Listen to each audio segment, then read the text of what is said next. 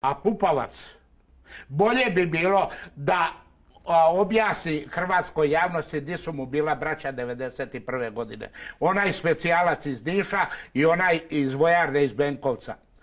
A ako meni se ne vjeruje, neka se uzmu dokumenti Suzupa i Sisa, kad su došli moji zarobljenici Škabrnjani iz Knina, što su dali izjave, koji je tuka i ubija, ko je ubio dvojicu Šegarića, braće i Petra Rogića na igralištu Benkovcu, ko je to, kad je predao Ratko Mladić na Žitniću poslije 7 dana mrtve.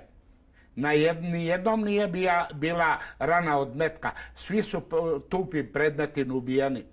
Pa neka bolje kaže ko je pobija te ljude gore na igralištu Benkovcu. Ko je mučio naše zarobljenike. Od tih zarobljenika danas nema niti 3 ili 4 su živa. Ostali su svi umrli od raka i tako dalje. Bolje bi bilo da Pupovac objasni to.